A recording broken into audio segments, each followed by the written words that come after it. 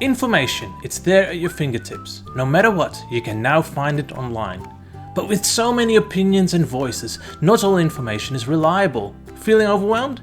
Well, I'd love to talk about the solution. Critical thinking, a great tool to clear the clutter. Watch and learn this tool.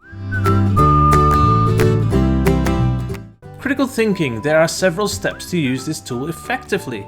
6 to be precise. In this video, I'm taking you through all 6. Watch and learn. Everything was written with a purpose, so the first step is to find it. Everything you find online was put there by someone for a reason. They shared it to achieve a goal. The quickest way to find the purpose or aims of a certain site is to go to the About section. Click on it and you find why they exist and why they do what they do. The second step is trickier. Check the arguments used. I'm talking about reasons for a certain stance, not a fight between people. Every argument is based on a defined structure. First the premise, the point of view, the inference, the logical steps, and 3, the conclusion. The premise is the lens on how to interpret logically and informing conclusion. Okay, but how do we check whether an argument is valid or not? Again, an argument has a premise, inference, and conclusion.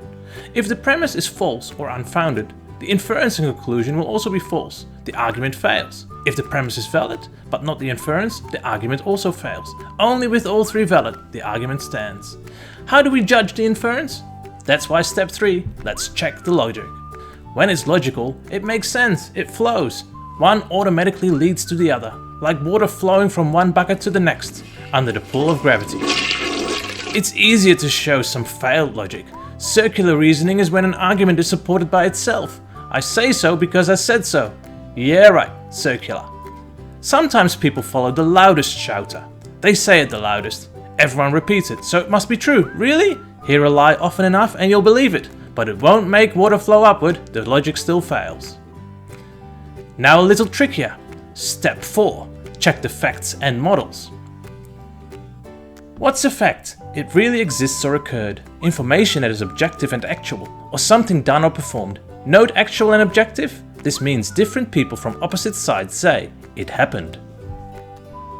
Facts, real facts, are everywhere and often appear random. In order to make sense of it all, we need models, frameworks that help us interpret and predict. A model helps us break down the details of facts and place them in context. A good model can always be tested.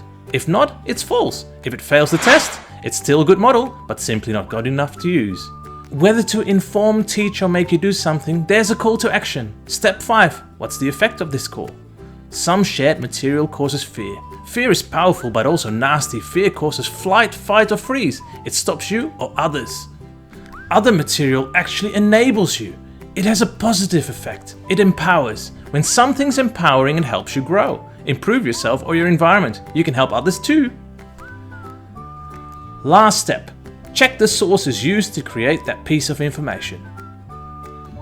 A good source would pass all steps we talked about. There's a clear purpose, good and logical arguments, models are tested or at least explained, and the effect is that it empowers and enables. And again, good sources themselves also use other good sources. Good sources also show quality. Their reporting is factual and clear. Real experts provide input, not just someone with a YouTube video, and being quality, they use language well. That's all to it. I hope you now know how to use critical thinking, clear the clutter of information overload.